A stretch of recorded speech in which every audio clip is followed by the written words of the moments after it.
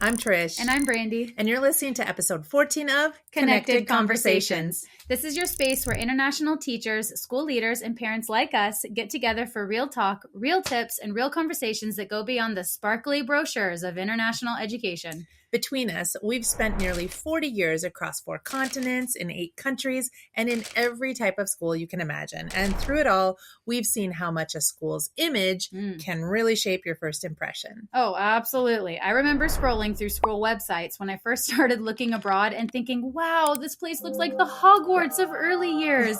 And then I showed up and realized that castle was mostly Photoshop and very good lighting. Aha, I went there. Okay. Lucky you. I've also been lured by a promotional video or two in my day, so I know exactly what you're talking about. And if you've ever looked at an online school website and thought, wow, this looks perfect, but what's really behind the scenes? Today we're here to help you figure that out. Today's episode is part of our International File series, where we unpack the systems and logistics of international life, moving and working abroad. In today's tech-driven world, it's often the first impression you get, the website, the Instagram feed, the promo video. Schools know that, and they curate that image very carefully. Yeah, which I guess makes sense. After all, a strong online presence helps them attract teachers, families, and students, which all means cha-ching, more money. But the real question is, how do you, as an educator or a parent, figure out which part is the marketing and which part is truly meaningful? That's exactly where we're headed today, Brandy. Okay, in this episode, we'll explore how schools try to catch your eye and how to see behind all those likes and behind the shine. We'll talk about how to interpret school websites, how social media can either reveal or disguise school culture, and what little digital clues can actually tell you about leadership, values, and community. Because whether you're a teacher job hunting across continents or a parent trying to choose the right school for your child, the digital world is often your first window into a school's reality. So let's learn to read between the pixels, because not everything that glitters on a school's homepage is gold. All right, grab your coffee, open a few different school tabs if you've got them, and let's dive into it. It's time to get connected.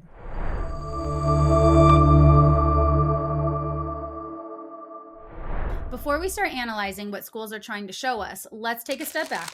What are we even looking at when we open a school's website? Right. Because for a lot of families and teachers, it can be a little overwhelming. Tabs everywhere, smiling photos, random slogans. You don't always know what to pay attention to first. Exactly. So let's break down the main parts of a school website and what they actually tell you. And sometimes what's missing speaks louder than what's actually there. First up, the About Us section.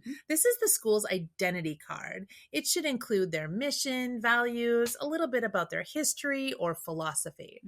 And if you can really see what type of curriculum that they teach or that they follow, then, or when they were founded or what age groups they serve, that's already kind of a clue. Yeah, definitely. And if you're a teacher, look for more than buzzwords like innovative or forward thinking. You're going to find those everywhere. How are they actually those things? That's what you need to look for. If all you see is nice sounding fluff, it might be style over substance. Yeah, you know the kind, those paragraphs that sound fancy but say nothing. Yeah. We are a global learning community inspiring excellence through 21st century innovation. Exactly. That sounds so impressive. But you could copy and paste that sentence onto a coffee mug. Ding! And it wouldn't actually tell you a single thing about what actually happens in the classroom. Whereas a strong About Us page might say something like, we run weekly teacher-led workshops, or our students learn through community projects. Those kinds of lines or taglines have way more substance. And then comes the welcome from the principal or the head of school's message page. Do they talk about the school's people, the values, and community, or do they just list exam results and rankings? A personal tone often reflects authentic leadership. Yes, a warm human tone often means more relational leadership. But if it's stiff and full of jargon, it can hint at a top-down culture. Right. Next, the academics or our curriculum tab. This one's huge for both audiences. For parents, this should tell you what your child will actually experience day to day, not just name drop a curriculum. Right. The best schools explain how learning happens, like hands-on investigations, guided reading, inquiry projects. For teachers, this helps you imagine what teaching would potentially be like there. So look for lines about collaboration or specialist support. Yeah. If it only says, we offer the British curriculum, or we follow IB with no details on delivery, that can be a red flag. Yeah. The name tells you what's on paper, but the description shows what's lived. Exactly. The description of teaching tells you what your child, or you as a teacher, will actually experience. Then we've got the admissions tab section. Okay, that's where the business side shows up. Transparent schools will list clear tuition fees, application steps, and timelines. If those are hidden behind contact us for pricing, a button like that, the signal can say that they're absolutely more selective, perhaps, or that they want to lure you in before dropping you with the real numbers. Yeah, and I would also add this. Strong schools explain why their fees are structured the way they are. They'll mention facilities, teacher qualifications, or student support programs, and all of the things that are included. That level of transparency usually carries into other areas of communication too. Speaking of which, don't skip the Our Community or Campus Life page that they'll have. This is where schools often show their culture, the clubs, the service projects, the student events. Look for signs of real community, mixed age group events, like service project. These things can even look like messy art days. I know. Mess. Shock. Gasp. Shock. But if you see mostly empty hallways and perfectly posed photos, it might look nice, but it lacks warmth. Another key tab that I really like is the staff or our team page. This one's underrated, I think. For teachers, it's an easy way to see how diverse and maybe how stable the faculty is. Are there bios or just names?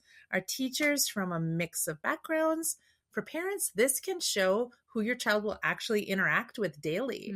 Like at one school I worked at, they eliminated this page altogether because they told us that it didn't draw enough traffic, so therefore it wasn't worth having. But for me, who was working there, I personally like knowing that I'm there on the website and part of the proud teaching community. Yeah, when I see staff bios with personality, where teachers share what they love about teaching or include a little bit about their experience, it immediately tells me that the school values its people. Yeah. But when that page is blank or missing altogether, for transparency, that's not a good sign, at least not for me.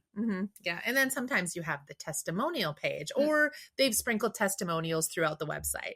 Like those glowing quotes from parents, students, alumni. Sure, they're curated, but read them anyway.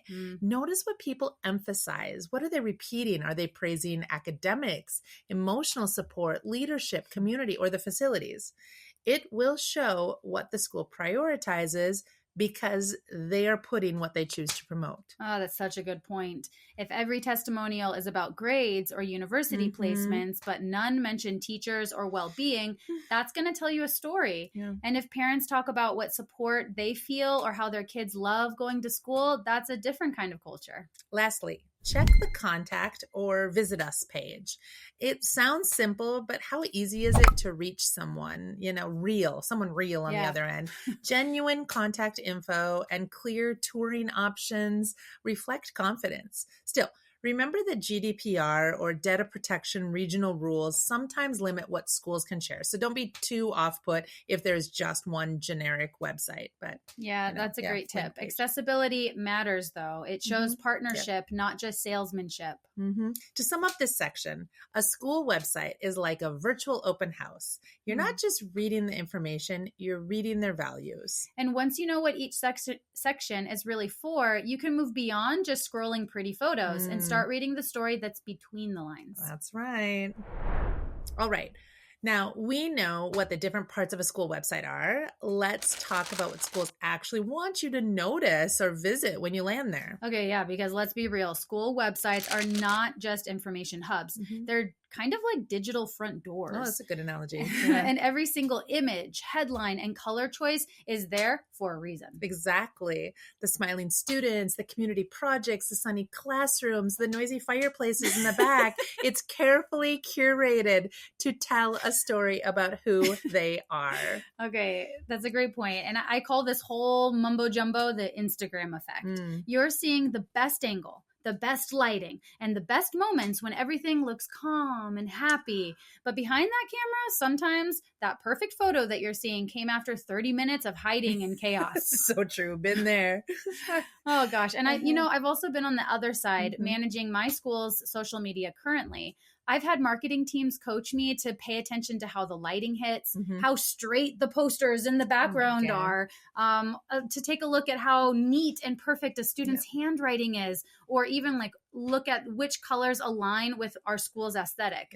There's a whole science behind making those pictures look polished. Which totally makes sense. Schools want to look welcoming and professional. Sure. Both parents and teachers should remember that perfection isn't always authentic learning. You know, some of the best schools post kids mid-activity, slightly messy, fully engaged. That's real learning. Oh, I love that. And don't assume pristine classrooms mean better teaching either. A little creative clutter shows life and curiosity. Yeah, exactly. Authenticity does matter more than polish. I totally agree. So as you scroll, notice what they highlight first. Sports photos, service projects, staff collaboration, maybe. Those choices reveal their priorities. And who's presented and who's represented. Like, do you see variety in ages, genders, cultures? Are the teachers visible, or is it always only the students? You know, those visuals quietly show whether the school values diversity and staff presence or is only marketing to parents. Yeah, and for parents especially, this is where you can see how inclusive a school really is. If every image features the same small group of students or only staged events, and you really see that out there. Yeah, you do. That can signal a very controlled message rather than authentic school life. Yeah, or on the flip side to this, a quick caution. In some regions, schools may feature a token international face. Yeah. Sorry to say it. You know, I know when we lived in China, my son was blonde and blue-eyed and was asked to be in many promotional pictures. I get it, but... Okay, but I heard that he loved that floor-to-ceiling wallpaper poster that they made of him. Oh, you know he did.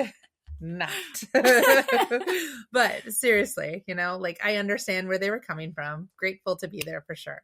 So, but back to the website, you know, notice the tone that the school uses too. Like, listen to how the website talks about learning. Are they conversational and warm? Are they stiff and corporate? You know, if you're a teacher reading that page, you'll often feel a leadership style behind it. And the same goes for parents too. If every line sounds like a press release full of lines like holistic pathways for future ready learners. That for those of you listening on Spotify, we're saluting. We're saluting. That's a clue that the school's communication might feel formal and top down too. Yeah. Whereas schools that highlight real stories, our year 3 students built a mini market to learn about budgeting. That shows authenticity. Yeah. Polished media, it's not bad. Strong schools invest in communication, but the trick here is separating polish from pretense. Yeah, a good test is whether the polish adds clarity or confusion. You know, if it helps you understand what the school stands for and is all about, then great. But if everything feels vague or a little too perfect, pause and ask if that fits your family values. Yes, the shine is fine. It's marketing magic. Just make sure you still like what you see when the spell wears off. All right, so you've taken that first scroll through a school's website. Now it's time to dig a little deeper, because what's written on that website can tell you as much as what is missing. Strong schools sound clear and student-focused with things like students lead weekly assemblies. Weaker sites lean on vague language like empowering global citizens to achieve excellence. Sure, it sounds impressive, but really it says nothing. It's like educational Mad Libs almost. You could swap that line onto any school's website and it would still fit. Yeah. And so as you read, look for evidence, look for real programs or events or systems. For parents, that might mean like you see that it says school counselor or transition support. For Mhm. teachers, you might find words and phrases like ongoing training or collaborative planning mentioned. However, we've both been part of a school's website team, and we remember that websites target families Yeah. first, not educators. So some details might not even appear online if they even exist. Yeah, that's such a good point, Mhm. And as a prospective educator exploring a new school, you may need to dig a little bit deeper and cross reference information shared on job postings or what you've learned from your initial interviews. Obviously, schools do not build their websites to market to us as potential teachers, but really they kind of shouldn't I they? know. We're the ones who are looking on Come those on, websites. we're going to the staff bios. Okay, now let's talk about what's not there. Mhm. Sometimes the gaps tell the biggest story. If you can't find basic details like staff bios or tuition fees or a safeguarding policy, that's not a good sign. Transparency should not be optional. Totally. And if leadership seems a little invisible on the website, no mention of the head of school, no photo, no letter, no nothing, that might signal instability or high turnover. And that word, turnover, it Yeah. really matters for both parents and teachers, but for different reasons. Yeah, for teachers, it can reflect workload or culture. Right. For parents, it affects stability for students. When staff say long term, that's a great sign. When the school celebrates teachers who've been there 5, 10, 15 years, that's gold. It shows people feel valued and they want to stay at the school. Exactly. And you can spot those clues through staff pages or on social posts celebrating anniversaries. Yeah. So when you're scanning that Our Team page, don't just look for who's there. Maybe look for how long they've been there if they include it. Right. Another thing I always check for is how current the information is as well. If the calendar still lists last year's events, that can show disconnect. Yeah. It's the digital version of walking into a classroom with last year's bulletin board still put up. Like you can just feel when things haven't been updated. And okay, sometimes it's not. That doesn't mean that the school's bad either. No. It's just that public communication isn't prioritized. And if every post shouts about achievements without mentioning well-being or joy, it might be a performance-driven culture, Right. which may be exactly what you're looking for. But if you're not, read carefully, interpret, look at tone, highlights, and silences. That's a great point. Strong schools don't just tell you that they're great. They show you through clarity and consistency. So, websites are only half the story in today's day and age, digital age. These days, the real day-to-day feel of schools show up on social media. Yes, that Instagram, the Facebook, TikTok, LinkedIn give a living snapshot of a school.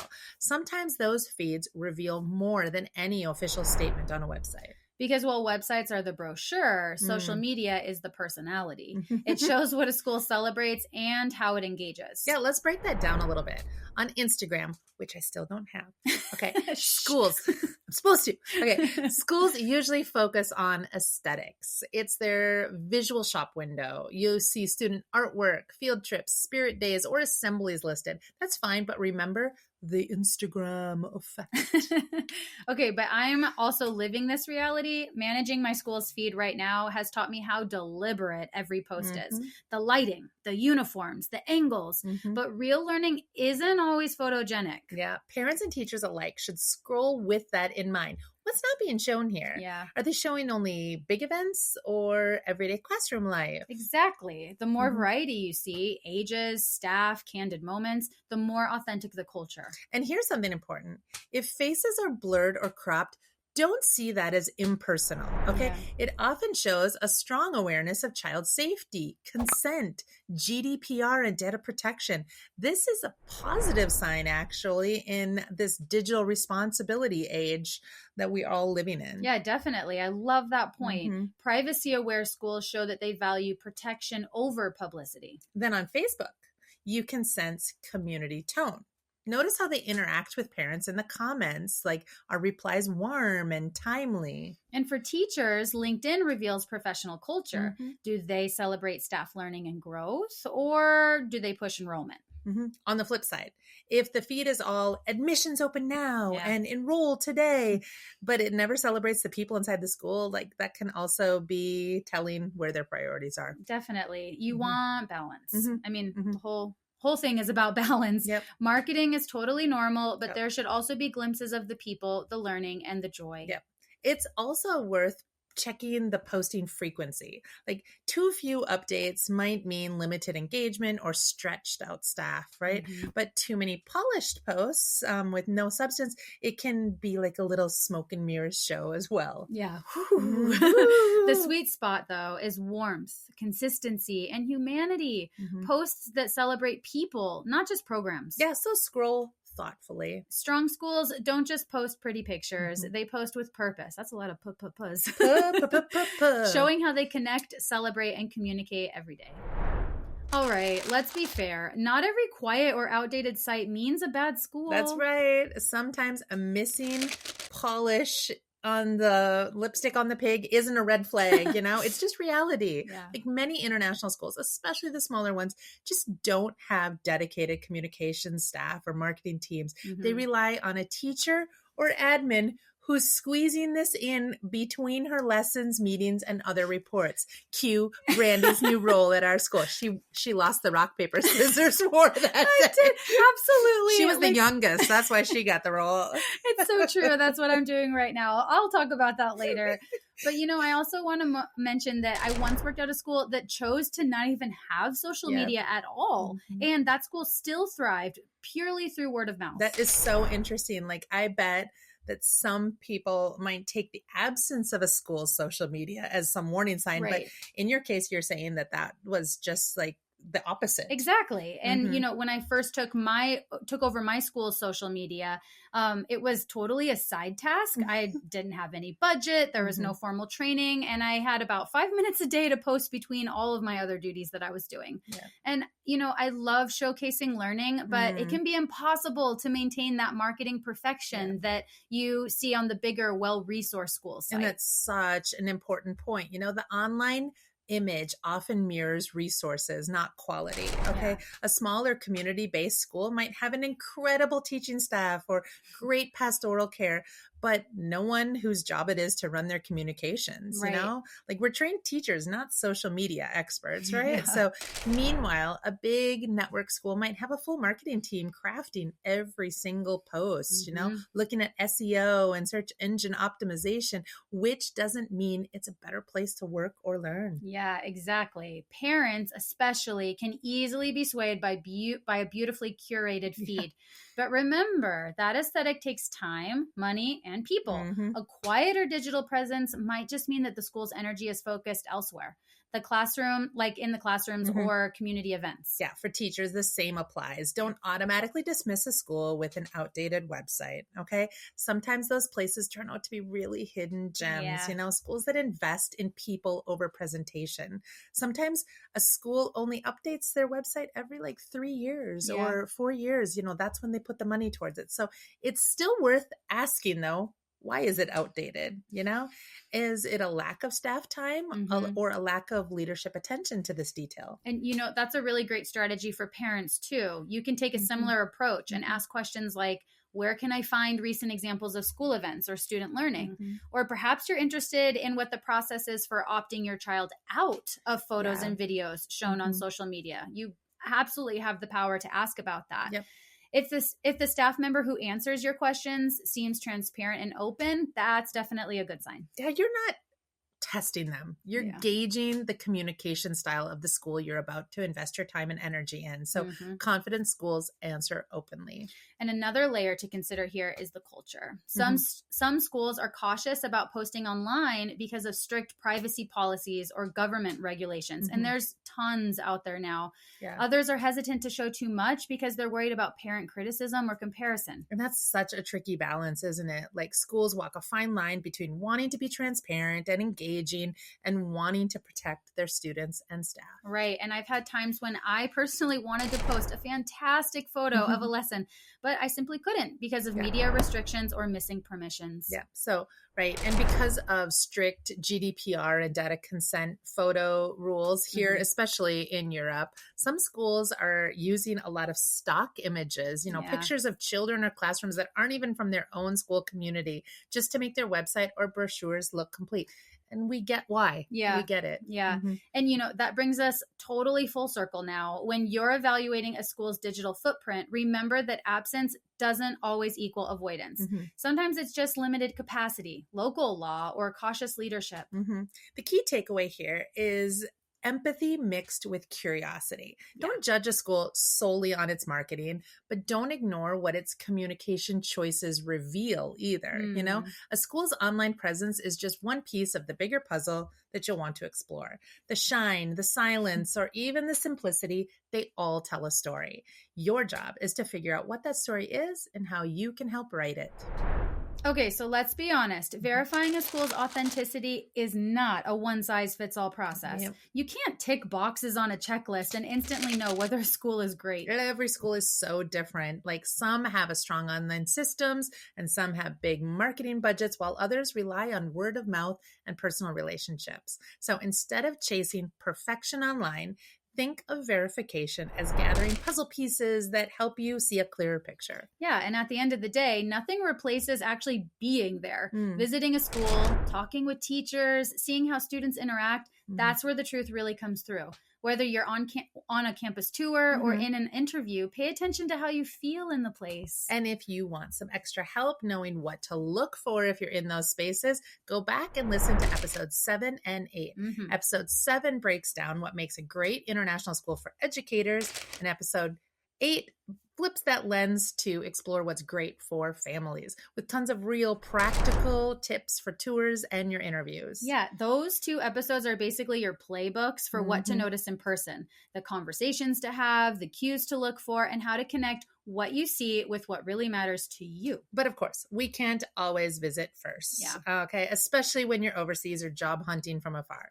So here are a few ways to gather a bit more information while you're still in the research phase. One option here is LinkedIn. You can sometimes see the professional bend of a school and how they treat staff learning and development through the activities that they promote.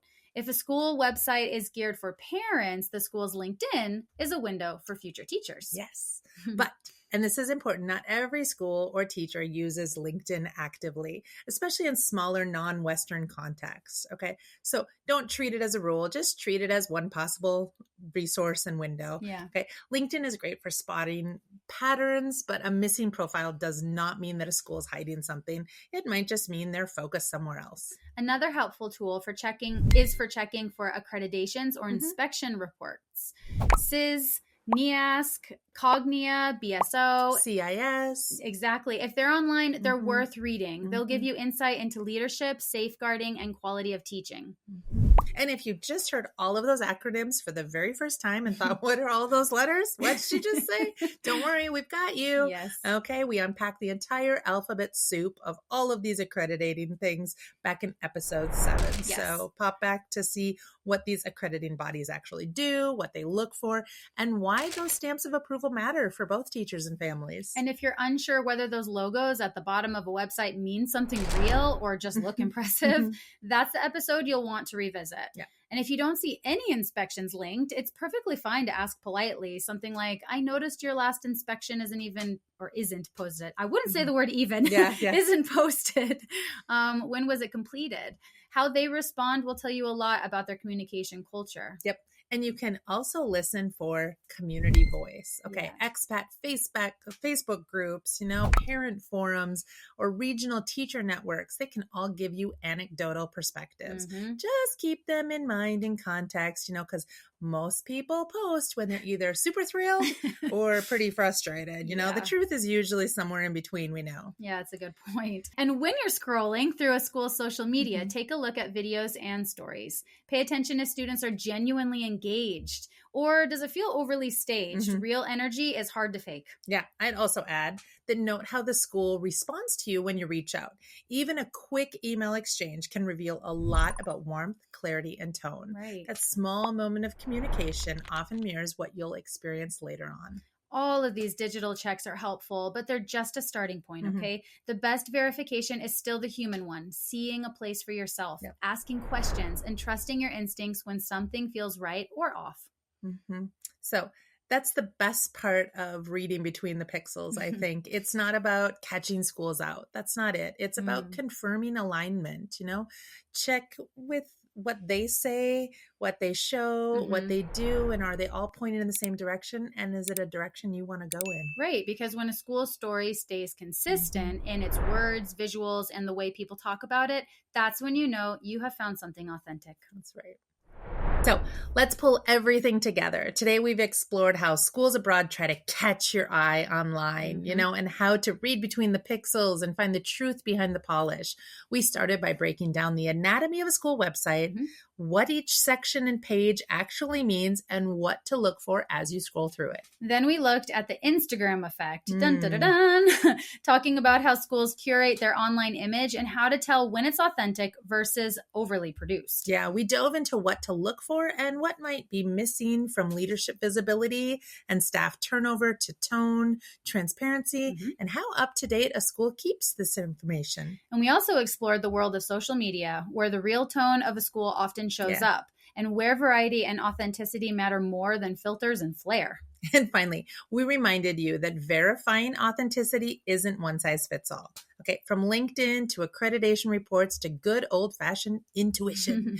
It's all about building a full, balanced picture. Yeah, because in the end, no amount of marketing can replace seeing a school for yourself, feeling the atmosphere, meeting the people, and trusting your gut. So that's it for today's episode of Connected Conversations. If you'd like to explore more tools and insights for navigating international education, go and head on over to connectedglobal.org. You'll find lots of resources like our Teaching Abroad document prep guide, the school comparison checklist, and also our annually updated country guides, all designed to make your search and transition way easier. And remember, that's also where you can book a personal consultation with Brandy and I. We'd love to chat about whatever you're exploring right now, whether it's comparing schools, reviewing job offers, or decoding what you're seeing online. And we'd also love to hear from you. What's the most surprising thing you've noticed on a school website or social feed? Share it with us in the comments or write us a message. And if this episode helped you, please pass it on to another educator or parent, or leave us a review, a nice positive one. We do this for free right now. It helps more people get connected. So until next time, may your filters be light. May your websites be honest. And may your school searches be joyful and international. Wait, what's this about? Oh, social media. Wait, I was gonna... I'm looking at the social media. And when you're scrolling through a school's when you're scrolling through a